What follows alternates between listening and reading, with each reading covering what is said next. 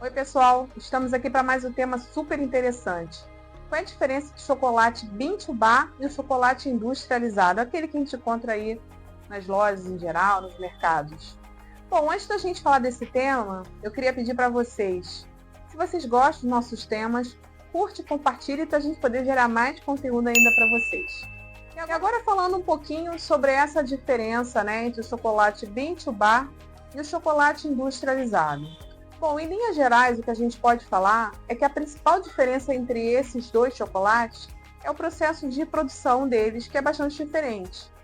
Assim, de uma forma bem bruta, o chocolate industrializado ele é feito em larga escala, Ele é feito por grandes empresas, enquanto o chocolate Bean to Bar é um chocolate mais artesanal, feito em pequenas porções.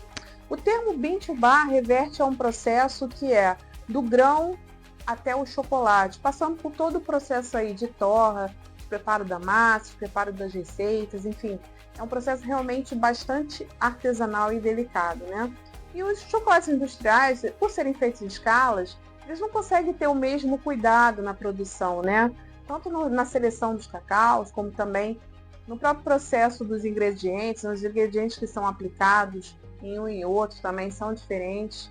Por exemplo, nos processos de chocolate Bean to Bar, a gente não costuma ter adição de outros componentes, apenas é o cacau e a própria manteiga de cacau e, eventualmente, os ingredientes que compõem aí essa receita, como nuts, como alguns frutos, mas são processos muito mais limpos, com muito mais qualidade. Então, normalmente, também é bem característica essa diferença desses chocolates entre um chocolate de maior qualidade, o chocolate Bean to Bar, em relação aos chocolates industrializados, não que sejam ruins, mas que, claro, pela forma de trabalho, acabam não sendo chocolates com nível assim, de qualidade como os que o Bean to Bar entregam. E uma coisa que eu acho bastante legal também de falar é que o Bean to Bar está no processo aí de valorização bastante importante aqui no Brasil. Nós temos uma produção muito alta de cacau no Brasil, em várias regiões, como Amazonas, como Bahia, como Espírito Santo, E esses grãos que são produzidos nessas regiões, são plantados nessas regiões, eles são comprados por grandes sommeliers de chocolate, que aí entram nesse processo que a gente chama de Bean to Bar, que é adquirindo desse grão, fazer todo o demais processo do chocolate, A nossa linha, por exemplo, na Blend Terroir, é a linha da Core de cacau, com um chocolate fantástico. São duas irmãs que são sommeliers e elas criam as próprias receitas. São receitas super inusitadas e que eu aprecio demais, Uma linha maravilhosa mesmo, que convido vocês a conhecer.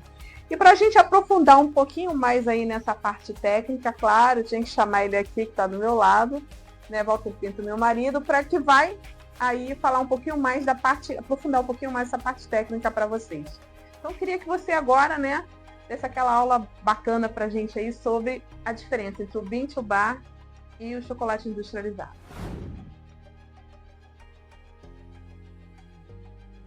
Bom, vamos lá, vamos tentar. Eu acho que a gente tem que também definir que não tem muito mistério nessas 4 categorias entre o nosso produto artesanal e os produtos industrializados. O que diferencia basicamente é o produto industrial, ele tenta vender uma marca, tenta vender uma fidelização, um tipo só de sabor, para que ele seja reconhecível, entendeu? Então tem que ser um produto barato, de alta escala, e que a pessoa consiga reconhecer para voltar a consumir aquele produto. Então, o produto ele tem que ter consistência ao longo do tempo. Tá? E como é que a indústria faz isso? Ela compra os insumos de várias fazendas, em larga escala, não se preocupa muito com o que está acontecendo na fazenda, tem um processo de seleção de qualidade dentro da indústria, e aí ela processa altas quantidades de semente de cacau, no caso aí do chocolate, separa o cacau, torra tudo, e depois separa a manteiga de cacau do licor de cacau. Mas aquilo vai ter que ser misturado, feito um blend, para que vá chegar perto daquela consistência, daquele padrão que ele está vendendo no rótulo. Tem uma determinada marca, ele tem várias sementes de várias safras, de várias fazendas, e ele quer buscar o sabor dele, não o sabor de cada fazenda, entendeu? Ao fazer isso, ele está tentando seduzir e ter um padrão, uma consistência, e ter preço baixo, para que ele consiga ter sucesso na prateleira. Bom, o que ele tem que fazer então? Ele não pode viver só dos ingredientes básicos, que são o licor de cacau, a manteiga de cacau e o açúcar.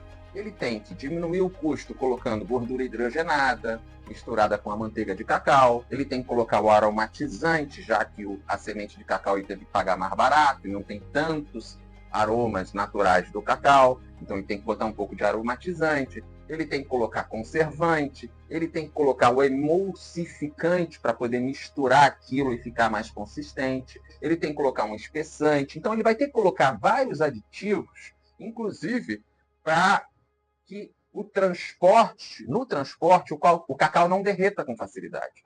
Então, se você perceber um cacau desses aí industrializados, um chocolate desses aí industrializados, ele mesmo no calor ele não derrete. Esse nosso, se pegar calor, derrete, mas isso é um sinal de pureza, porque aqui tem manteiga de cacau, licor de cacau, açúcar e o ingrediente que a sommelier, a chocolatier, fez para vender. Nele tem uma opção de coisas para tornar o produto não perecível. Entendeu? Então, o que é importante nessa diferenciação é essa questão de vários insumos, não tem rastreabilidade de qual é a fazenda que trouxe aquela semente de cacau, não tem essa relação direta. Aqui na Coori, eles compram um lote e daquele lote faz o chocolate.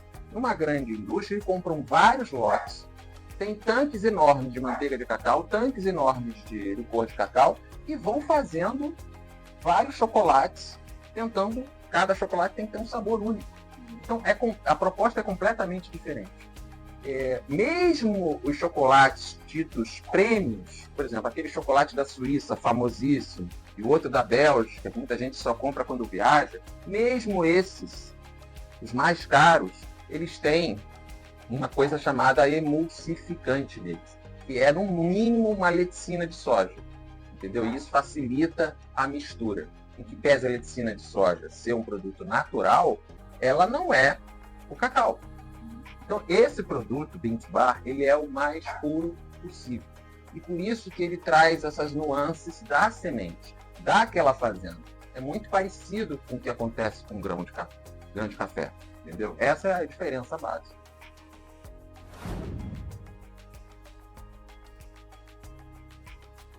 Bom, gente, então vocês viram como o Bean to Bar ele se difere do chocolate industrializado, né?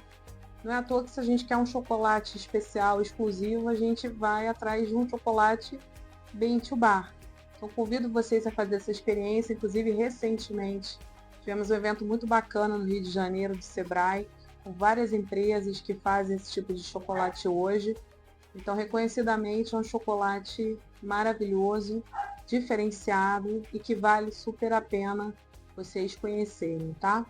Então é isso. Se você gostou desse conteúdo, convido vocês, então, a continuar conosco. Segue a gente aqui no nosso canal. Segue a gente também no Instagram, @blendterroir. E se quiser conhecer um pouquinho mais dos nossos produtos, inclusive dos nossos chocolates, acesse o nosso site www.blendterroir.com.br. Obrigada.